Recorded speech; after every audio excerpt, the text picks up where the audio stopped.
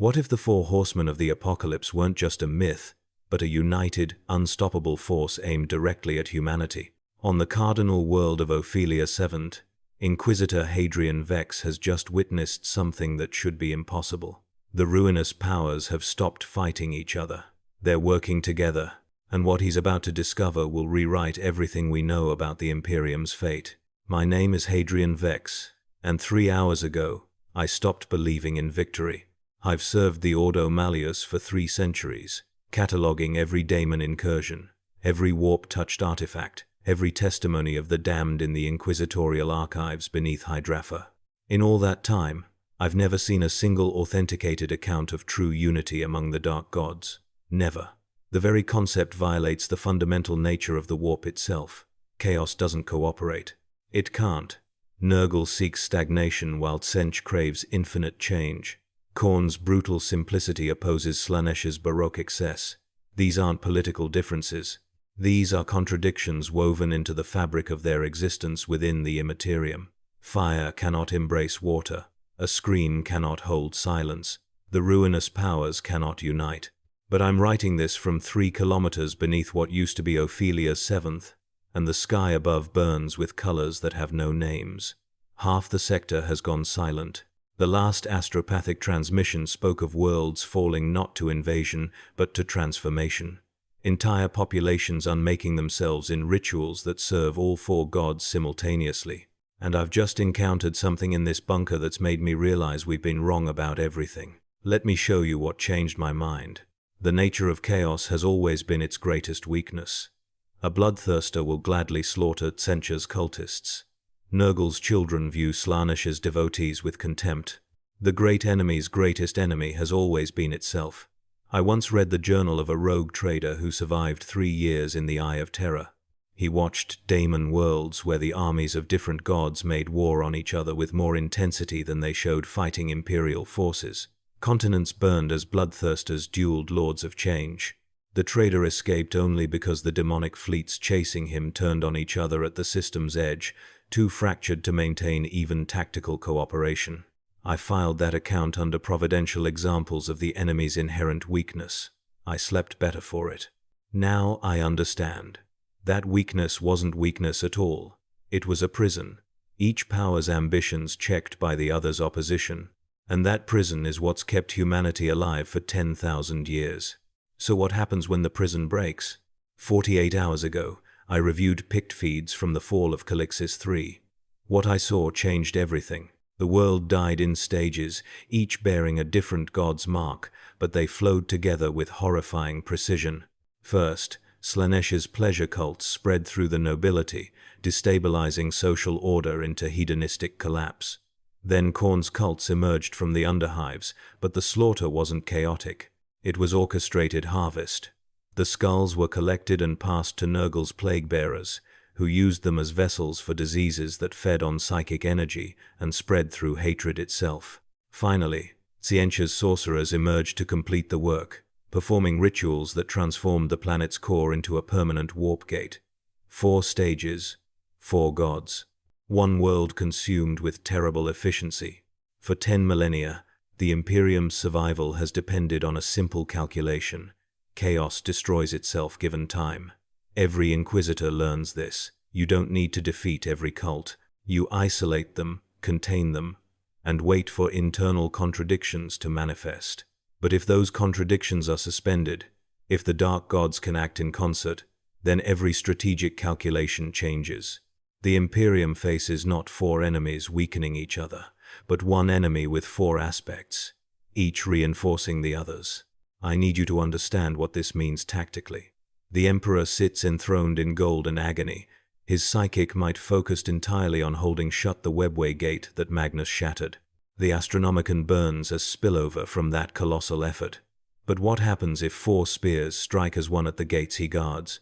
What happens if the enemy becomes coordinated? The answer walked into my bunker 12 hours ago. I was alone. I know I was alone. I'd sealed the doors 72 hours prior, checked every chamber with suspects and pict feed. The bunker is 7 rooms across 3 levels, reinforced against orbital bombardment, warded against psychic intrusion.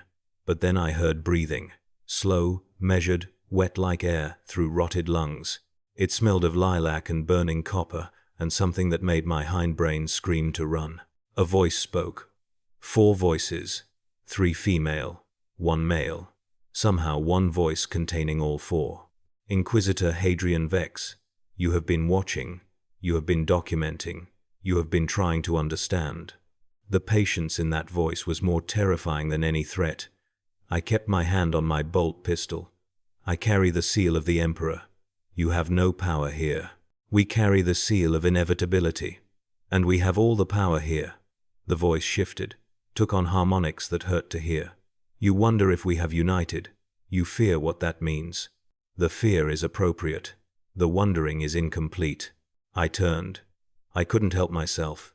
The thing behind me defied every classification I'd learned. Humanoid in the loosest sense, but each limb bore a different power's iconography. The left arm wept with Nurgle's sores. The right rippled with Tzeentchian fire burning in impossible colors.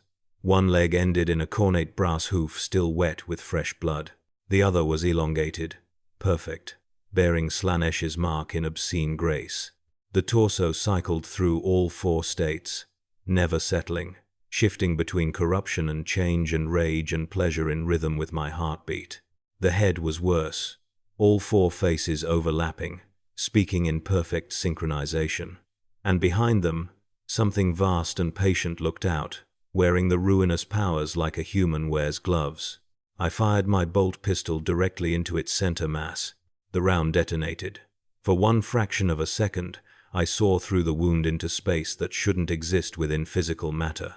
A glimpse of the warp itself, wearing this avatar as a suit. Then the wound closed. It smiled with 4 mouths, sharing one set of teeth. What are you? I managed. We are the harvest of your species' potential. For 10,000 years, you have fed us with your wars, your despair, your ambitions, your hungers. You have been farmers cultivating a garden. Now the garden is ready for reaping. The thing stepped closer. My legs wouldn't move. I looked down and saw my boots had fused to the floor through some warp working that treated floor and feet as the same concept. The Imperium will endure, I said, speaking childhood liturgy because thought had abandoned me. It has endured 10 millennia. It will endure 10 millennia more. The Imperium is already dead. You simply haven't realized it yet. The thing reached for me with its plague-ridden arm. Every prayer to the Emperor feeds us. Every act of faith strengthens the Imperium because the Emperor himself is sustained by psychic sacrifice. 1,000 psychers die daily on the Golden Throne. He is the greatest psychic beacon in the galaxy, and every moment he burns, he illuminates the warp with energy we harvest. The Astronomicon is not your salvation. It is your obituary, written in light. Cold touched my face as its hand made contact. I felt Nurgle's numbness spreading, but alongside it, Tzeentchian curiosity examining my thoughts, Khorne rage amplifying my desperation, Slaaneshi pleasure finding ecstasy in my horror. All 4 sensations at once, not conflicting but harmonizing, each enhancing the others. You will live, Inquisitor. You will witness and record what comes next. Document the fall. Tell the Imperium what unity looks like. Let them understand that the division of chaos was mercy, and mercy has been rescinded. The hand withdrew. I collapsed, burning with fever and frost simultaneously. When I could see again, the thing was gone, but it left gifts inside me. Seeds. A plague waiting to bloom. Schemes I didn't think of but now seem obvious. Cold fury to sustain me. Hunger for truth at any cost. I'm marked now. Claimed by all 4 simultaneously, which means claimed by none individually. I exist outside their hierarchy, serving the unified whole rather than any fragment. And that's when I understood what I was really looking at. I forced myself to the hololith display. The warp storms across the sector had been forming in sequence for 6 months, cascading from system to system with rhythmic precision. I'd been tracking them, trying to find a pattern. When I overlaid astropathic resonance data and astrographical charts, I finally saw it. The storms are spelling something in Daemon script. When translated, the wheel turns whole. But that's not the worst part. The storms are outlining the major trade routes. the primary warp lanes connecting the Imperium's crucial systems. They're building a cage, a web of warp space that will, when complete, encircle every major Imperial world simultaneously. When that cage closes, when those storms merge, the entire Imperium will be isolated from the Astronomicon, cut off from warp travel. Each system alone in the dark, unable to call for help or send reinforcements. That's when the invasion begins. Not a crusade from the Eye of Terror. A coordinated multi-front assault emerging from warp rifts opened on 10,000 worlds at once, each rift spilling daemons that serve not one power but all four in concert. The Imperium's strategy depends on isolation and containment. Bottle up warp breaches. Call overwhelming force to cauterize the wound before it spreads. But if every world is infected simultaneously, there's no overwhelming force to call. There's only triage, choosing which worlds to abandon so others might survive a few more days. And every abandoned world feeds the invasion, creates more daemons, opens more rifts, accelerates the cascade. 1 million space marines against a galaxy of a million worlds. They could fight for a century and barely make a dent. The Astra Militarum outnumbers them, yes, but you can't kill warp stuff with lasguns. Not reliably. Not when daemons simply reform in the Imperium and return elsewhere. And every human who dies feeds the powers they're fighting. It's mathematically unsustainable. The Imperium loses even if it wins every battle, because the strategic situation is rigged against material existence itself. But here's what made me stop breathing. I had to see it myself. I had to know if what the entity told me was true. So I unsealed the bunker and went to the surface. Ophelia VII's primary hive city still stands, structurally intact, but it's been transformed. The spires that once reached toward the Emperor's light now curve inward, forming patterns that mirror the storm cage. The entire hive has become a glyph, a letter in a language spelling damnation. And across the horizon, every major population center has undergone the same transformation. The message is visible only from orbit. Ships investigating why Ophelia VII went silent will see it spelled out in twisted architecture, and the message will spread, carried by astropaths who see it in dreams, by picked feeds from surveillance networks, by refugees who escape and can't stop talking about what they saw. I walked toward the transformed hive across terrain that should have been familiar but had become alien. The rockcrete of the transitways had developed texture like skin, flinching when my boots made contact. The air tasted of ozone and rotting flowers and blood heated to boiling. In the distance, thousands of voices sang in harmony that should have been discordant but achieved terrible beauty. I passed survivors, former survivors. Their bodies were rewriting in real time. Some bloating with Nurgle's blessings, others stretching into Slaaneshi perfection, still others sprouting Tzeentchian mutations or growing Khorne brass plates, but none purely one thing. Each transformation incorporated all four powers, creating hybrids that should tear themselves apart but instead thrived. One approached me. I raised my bolt pistol. It stopped, tilting its head. It had been human once, a manufactorum worker, perhaps. Now its left side wept iridescent sores, while its right was crystalline and constantly shifting color. One leg ended in a cloven hoof. The other had too many joints. Its face split between ecstatic beauty and skull-like decay. "You are the witness," it said in an almost human voice, which made it worse. "We were told you would come. We were told to show you." "Show me what?" "What we are building. The new Imperium, where there is no distinction between material and immaterial, where humanity achieves its destiny as the bridge between flesh and warp." It gestured toward the hive. What I'd taken for random reconstruction was deeply ordered. Structures growing like organs in a body, each connected through channels pulsing with energy visible only through witch sight. The entire hive was becoming a single organism, living, breathing, thinking, hungering. And at its heart stood the cathedral, the grand cathedral of the Emperor's Ascension, where 3 million faithful gathered every high holy day. It still stands, but inverted, turned inside out in ways that violate physical geometry. The spires that once pointed skyward now drill down into the planet's crust, and from those drill points, warp energy bleeds upward, staining the ground with impossible colors. "What is that?" I asked, though I already knew. "The dead," the creature said simply. 10,000 years of dead, their souls unclaimed, their psychic residue soaked into the stones and soil. "Every world in the Imperium is a cemetery, Inquisitor. Every city built on graves. And graves are not merely storage. Graves are potential. The dead dream, and their dreams have weight in the warp. All we've done is give those dreams voice." It smiled with both sides of its face. "Your Emperor wanted to cut humanity off from the warp. We're doing the opposite, anchoring the warp to humanity, making it as real as the material, as solid as flesh. No more separation, no more distinction, only unity." I shot it. The bolt round tore its torso open. It staggered, looked down at the wound with mild surprise, then laughed, pure, genuine amusement. "Thank you," it said as it collapsed. "Every death is an offering now. Every act of violence consecrates the transformation. You cannot fight this with weapons. You cannot fight this at all. You can only witness and record and hope the record serves some purpose in the design." It died, and as it did, I felt its soul pulled not upward into the warp, but downward, into the ground, joining the reservoir beneath the cathedral.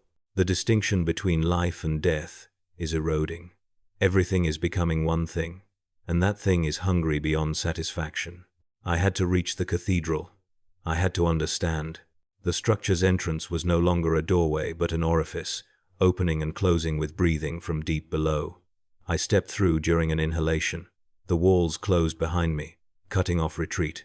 Inside, the pews were gone, replaced by growths that might be organic or mineral or both, pulsing with the same rhythm as the walls. In that pulse, I heard millions of voices whispering prayers no longer directed at the Emperor but stating facts about the transformation. At the far end, where the altar once stood beneath a golden aquila, there was a pit. It descended beyond sight, beyond measurement, a wound in the world going all the way down to wherever the dead are dreaming. And rising from that pit was a figure, 3 times the height of a space marine, wearing armor that was simultaneously all 4 chaos colors and none of them. Gold and green and pink and red and something beyond any color. The armor wasn't crafted but grown, fused to flesh that might be daemonic or transhuman or something entirely new. Through its helm's eye lenses, I saw light reminiscent of the Astronomicon, but twisted. Radiance that illuminates without warming, reveals without mercy. Inquisitor Hadrian Vex. The voice was the same from my bunker, but amplified, given weight by physical form. "You have journeyed far to stand in our presence. You have witnessed the beginning. Now witness the purpose." "What are you?" I asked, knowing the answer wouldn't satisfy, would only deepen the horror. And what it told me broke something fundamental in my understanding of reality. We are the Ascension Engine. We are what humanity builds when it stops fighting itself and embraces its true nature. We are the Emperor's vision fulfilled, not as he intended, but as it was always going to be. The figure gestured toward the pit. He sought to make humanity a psychic species freed from the warp's influence, a paradox that could never resolve. We are the resolution. We are humanity and warp made one. Daemon and man inseparable, chaos and order married in eternal union. My hands were shaking. To what end? We are gathering every human who has ever lived. 10,000 years of shadows, countless trillions of souls, collected here and in places like this across the Imperium. We are weaving them together. And when the weaving is complete, when every world has its cathedral, and every cathedral has its pit, and every pit connects to every other, the engine will activate. And do what? Birth a new god, not of chaos alone, not of order alone, but of unity. A god that is humanity ascended. That is the Emperor as he should have been. The fulfillment of psychic potential building in your species, since the first human learned to fear the dark. The engine will consume every living human in the act of creation, every soul fed into the machinery of apotheosis.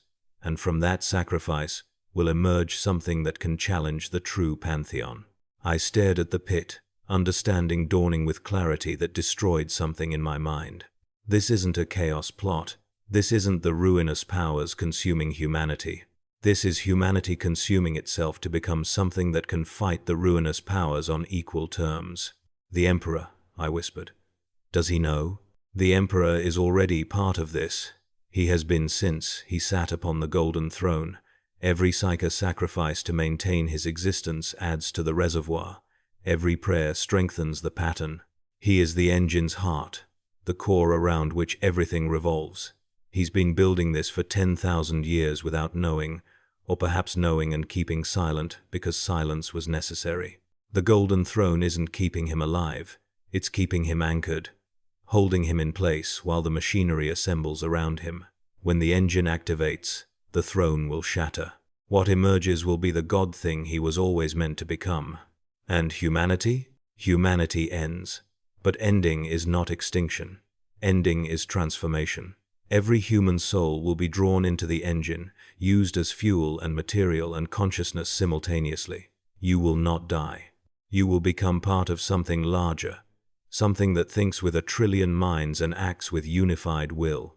You will be the god you have always worshipped, and the god will be you, and there will be no distinction. The figure knelt, bringing its helm level with my eyes. I saw my reflection in the lenses, distorted and multiplied. This is the fate sealed when the first human looked into the warp and wondered if something was looking back. The answer was always yes, and what was looking was hungry, and now it is ready to eat.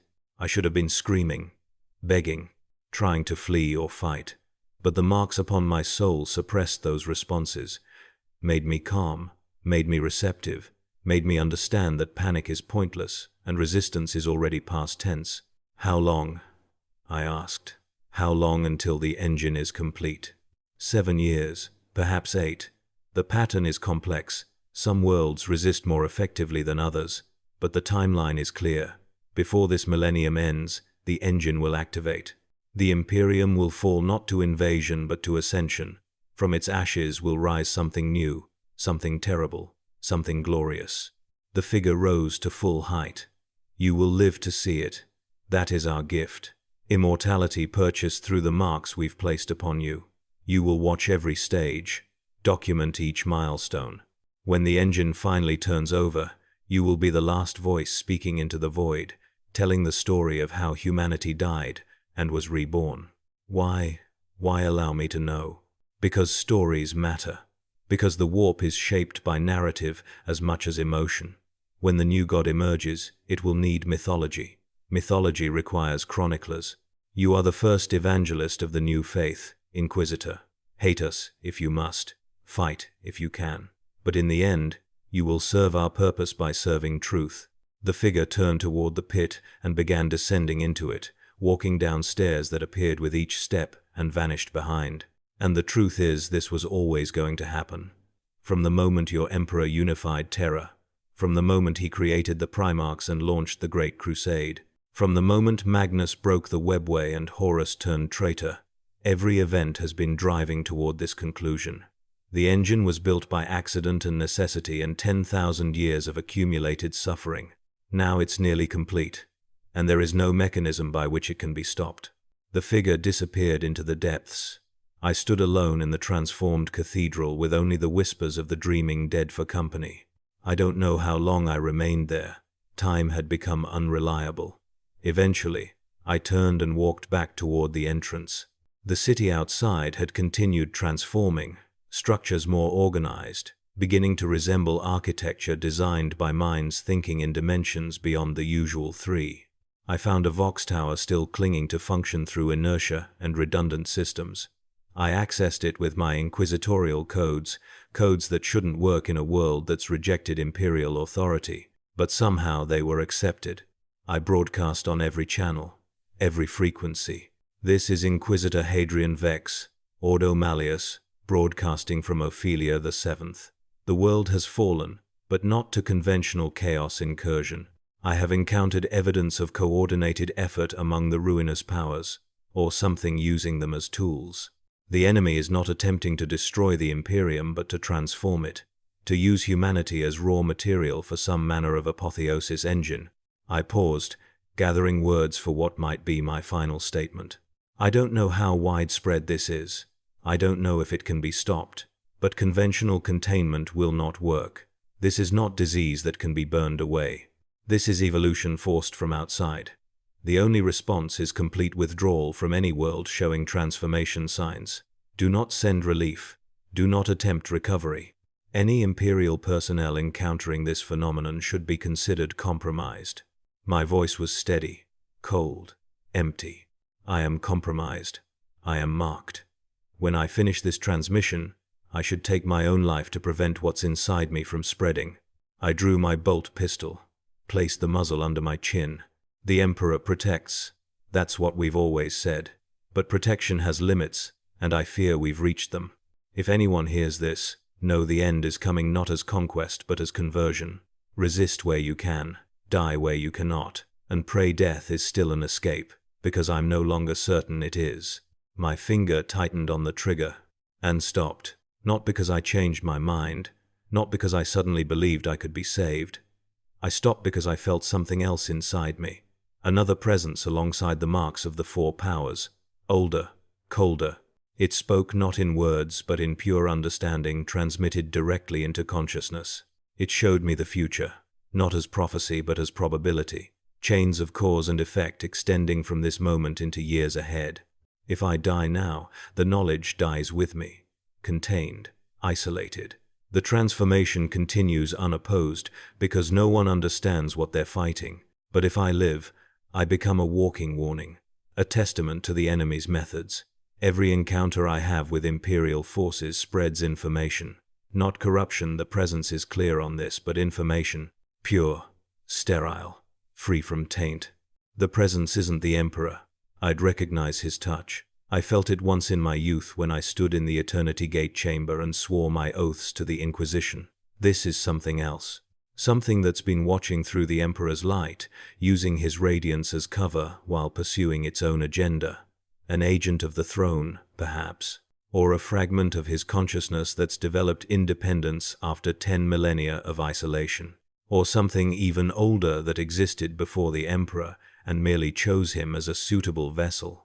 The presence doesn't command. It suggests. It offers perspective. And what it suggests is that my survival serves a purpose beyond witnessing. That others like me are being created across the Imperium. Marked but not turned. Changed but not lost. Each one a node in a network that might be the only thing standing between humanity and total absorption into the engine. We're not soldiers. We're not saviors. We're antibodies in a body trying to kill itself. And antibodies don't win battles, they simply buy time for the immune system to adapt. I lowered the pistol. I hate myself for lowering it. I hate the weakness that allows me to rationalize survival when death is clearly appropriate. But I lower it anyway, because the presence is correct. Because information is a weapon, and I carry information that needs deployment. Because martyrdom is only valuable if it accomplishes something, and my death here accomplishes nothing. I left the Vox Tower and began walking. Not toward any destination, but away from the cathedral, toward the city's edge where corruption isn't yet total. I will find a way off-world, or die trying. If I succeed, I'll carry this story to whoever will listen. I'll be the ghost at the feast, the voice crying warnings no one wants to hear, the prophet of doom every empire produces in its twilight years. The sky above continues its impossible colors. In those colors, I see patterns that might be faces or maps or prophecies written in light only the damned can read.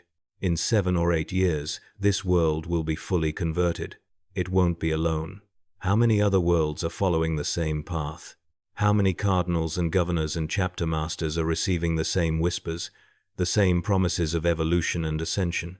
How many have already accepted? I think of the Imperium stretched across 1 million worlds, defended by uncounted trillions, all certain the Emperor protects, all faithful to a dream that might already be dead. Space Marine chapters preparing for battles they don't know they can't win.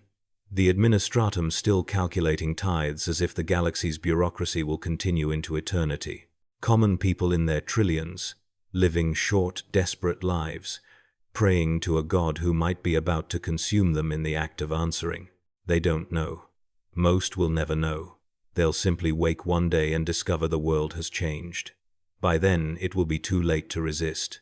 But perhaps that's the point.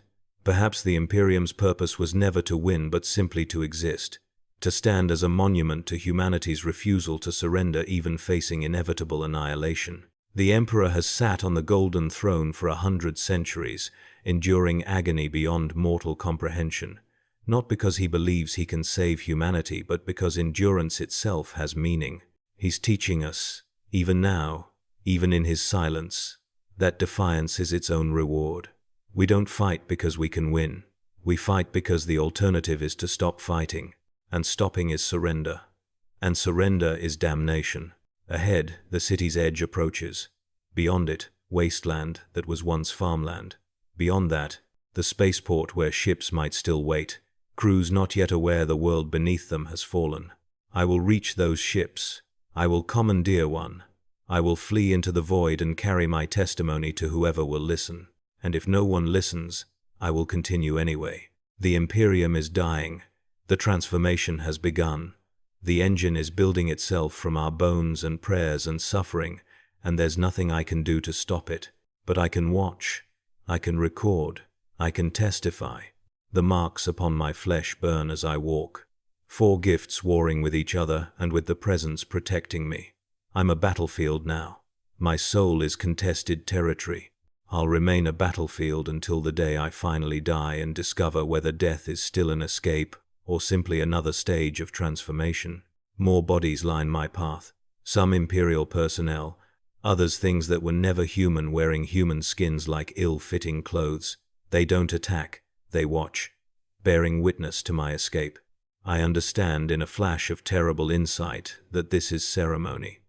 My survival, my journey to the surface, all of it is part of ritual the unified chaos is enacting. I'm sacrifice and priest and congregation all at once. Every step I take consecrates this place in ways that will linger long after my death. But I continue walking anyway, because continuing is all I have left. I am Inquisitor Hadrian Vex, and I am the witness to humanity's end. 7 years until the engine activates.